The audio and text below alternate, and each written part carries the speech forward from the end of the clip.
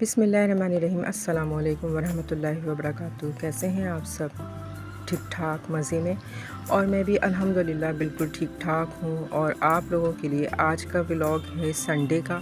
तो इस दिन हमने अपने घर वालों के साथ, अपनी फैमिली के साथ घर में हलवा पूरी का नाश्ता बनाया था। और ये देसी नाश्ता हमारे घर में संडे को ही बनता है क्योंकि पूरी फैमिली हमारी संडे के दिन घर में होती है। और इसके अलावा जो हमारी और मज़ीद फैमिली मेम्बर्स हैं वो लोग भी आ जाते हैं और हम सब मिलके एंजॉय करते हैं। इसलिए हम लोग ये देसी नाश्ता घर में ही बनाते हैं क्योंकि हमारे घर में सबको घर का ही देसी नाश्ता पसंद है। हलवा पूरी और चने का सालन होता है, आलू की तरकारी का सालन होता है। तो ये सारी चीज़ें हम घर में ही बनाते हैं क्योंकि घर का जो होता है नाश्ता वो बहुत साफ़ सुथरा और बहुत अच्छी क्वांटिटी में हम लोग बना लेते हैं। क्योंकि अगर हम बाहर से ही नाश्ता ख़रीदते हैं तो पूरियों में इतना ज़्यादा ऑयल होता है कि वो खाया नहीं जाता। और तरकारी इतनी कम क्वांटिटी में होती है, हलवा भी इतनी कम क्वांटिटी में होता है कि खाने वाले का मज़ा ही ख़राब हो जाता है। तो इसलिए हम लोग ये सारी चीज़ें घर में बनाते हैं और इतनी क्वांटिटी में बना लेते हैं कि आराम से सब पेट भर के खा लेते हैं और एंजॉय भी करते हैं क्योंकि होममेड इज़ द बेस्ट। तो बस ये है कि सबसे पहले हमने चने रात को ही बॉयल करके रख लिए थे और जब हम सुबह उठे तो साथ साथ हमने एक ही साथ सारी चीज़ें स्टार्ट कर दी थी। एक चूल्हे पे हलवा बन रहा था, एक चूल्हे पे तरकारी रेडी हो रही थी, एक चूल्हे पे चाय बन रही थी। तो ये सारी चीज़ें साथ साथ जब रेडी हो जाएंगे तो उसके बाद फिर पूरियाँ स्टार्ट होंगी। तो सालन का प्रोसेस यही है कि प्याज लाल करके सारे मसाले डाले हैं और जो दही है वो डाला है। इसमें टमाटर नहीं शामिल किए हैं। दही डालने के बाद इसको अच्छे से भून लिया है और इसमें चने डाल दिए हैं और फिर बॉयल आलू हाथ से मैश करके डाल दिए हैं। ये चाय भी घर में बन रही है और अगर हो सके तो गुड़ वाली चाय बनाएं, उससे बड़ा मज़ा आता है। ये तरकारी रेडी हो गई है और ये कोई इतनी यमी तरकारी बनी थी कि सबको ही पसंद आई थी। जब सारी चीज़ें रेडी हो जाएंगी, तरकारी, हलवा और चाय, फिर लास्ट में जब पूरियों की बारी आएगी तो वन बाय वन सबको बिठा देंगे और सब एक साथ जब बैठ जाएंगे तो फिर गरम गरम पूरियाँ फ्राई होती जाएंगी और सब खाते जाएंगे। तो इस तरह गरम गरम चीज़ें खाने का लुत्फ़ ही अलग होता है। जब सारे बैठ के एक साथ खाना खाते हैं या नाश्ता करते हैं तो उसमें बरकत भी बहुत होती है। तो सब गर्मा गर्म पूरियाँ खाते जा रहे थे और गरम गरम पूरियाँ सबको मिलती जा रही थी। तो अनलिमिटेड पूरियाँ थी, जितना दिल चाहे जिसका खाए और एंजॉय करे। क्योंकि संडे का दिन ऐसा होता है कि इसमें सब बैठे हुए होते हैं तो सब एक साथ जब खाते हैं तो ज़्यादा ही खा लिया जाता है, तो फिर दोपहर के खाने की ज़रूरत पेश नहीं आती।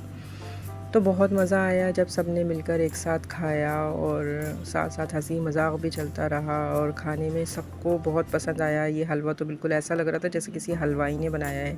बिल्कुल वही टेस्ट और वही टेक्सचर था, इसका बहुत मज़ा आया। बहुत सब ने तारीफ़ें की क्योंकि हमारे घर में सबको घर का हलवा ज़्यादा पसंद आता है क्योंकि बाहर के हलवे में वो बात नहीं होती।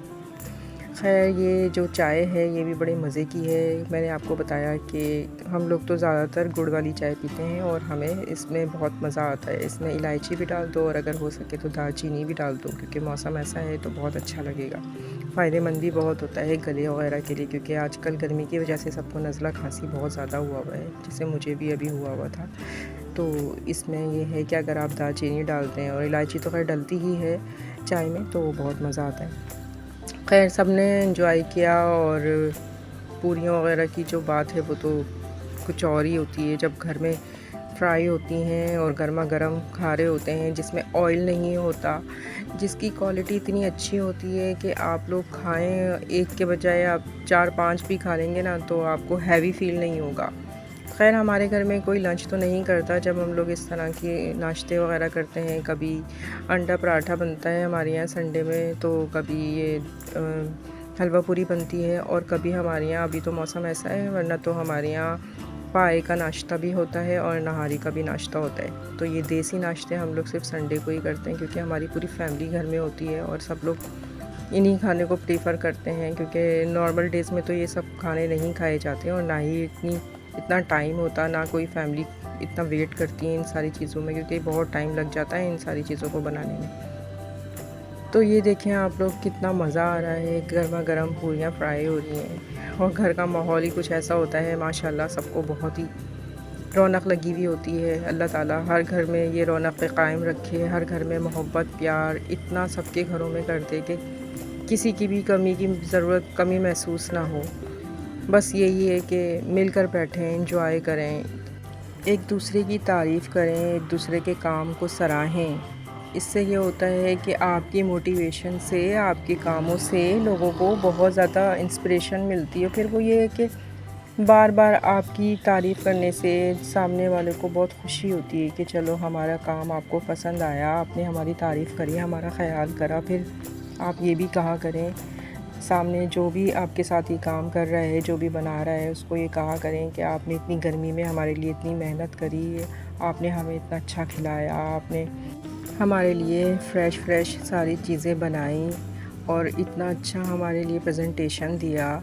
तो इससे ये होगा कि सामने जो भी है, चाहे वो मैं हूँ या कोई और हो, जो भी होगा उसका दिल खुश हो जाएगा, उसकी हिम्मत बढ़ेगी, उसका दिल बड़ा हो जाएगा कि चलो आपने हमारी तारीफ़ करी, हमारा ख़याल करा और हमें अप्रिशिएट किया। तो बहुत दिल खुश होता है और इस तरह फिर नेक्स्ट टाइम भी आप जब ये काम करेंगे तो आपको थकन का एहसास नहीं होगा। उसके बाद जी बर्तनों का तो एक बहुत बड़ा अंबार लग जाता है, तो वो भी साथ साथ धुल रहे हैं और बर्तनों में तो अल्लाह ताला ने इतनी बरकत दी है माशाल्लाह कि जितना भी रोज़ बर्तन धुलते रहते हैं और वो बढ़ते ही रहते हैं। खाने के साथ साथ सारे बर्तन भी हो गए हैं और उसके बाद फिर बहुत सारी चीज़ें हैं जो निपटानी होती हैं।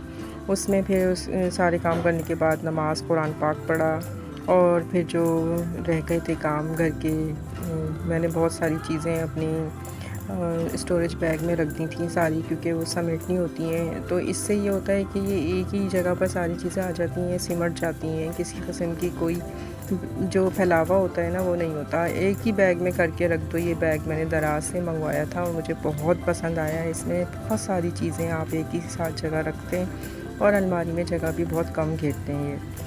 उसके बाद हमने जो दोपहर में तो खैर नहीं हमने लंच किया था, लेकिन ये शाम में हमने बनाया है ये लौकी का रायता। और ये सबको ही पता है कि लौकी का रायता जो है वो गर्मियों के लिए बहुत बेस्ट है। इसमें मैंने सबसे पहले जो लौकी है उसको बॉईल कर लिया था, फिर ग्राइंड कर लिया और रायता के लिए मैंने बनाया है ग्रीन जो रायता का बनता है, जिसमें हरा धनिया, पुदीना और ज़ीरा, नमक वगैरह डाल के उसको ग्राइंड कर लिया था। वो दही में मिला लिया। ये दही मैं घर में बनाती हूँ, होममेड है ये दही, तो इसलिए ये खट्टा दही नहीं होता, ये बहुत ज़्यादा सॉफ्ट होता है, बहुत मज़े का ये घर का दही होता है। इसमें मैंने पहले हरा रायता मिक्स करा, उसके बाद मैंने ये जो मैंने लौकी ग्राइंड की थी वो इसमें डाल के अच्छे से मिक्स कर लिया है। और लौकी मैंने ज़्यादा डाली होती है ताकि लौकी का फ्लेवर ज़्यादा अच्छा आता है। उसके बाद फिर इसके ऊपर भगार लगा दिया। मेरे पास कड़ी पत्ता नहीं था तो मैंने सिर्फ ज़ीरा और गोल मिर्चें, हींग का मैंने भगार लगा दिया। रब्बिरहम्हुमा कमा रब्बा यानी सगीरा।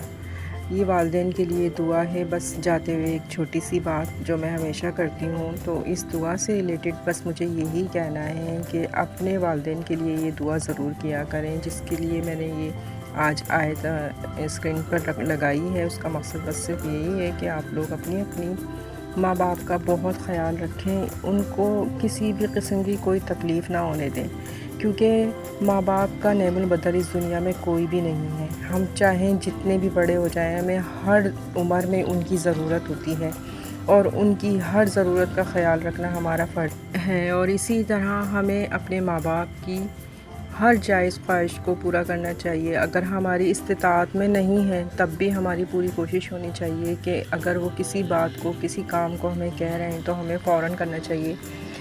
और इसी के साथ इजाज़त चाहती हूँ। वीडियो अच्छी लगे तो लाइक, कमेंट और शेयर ज़रूर कीजिएगा। Thank you for watching. अल्लाह हाफ़िज़।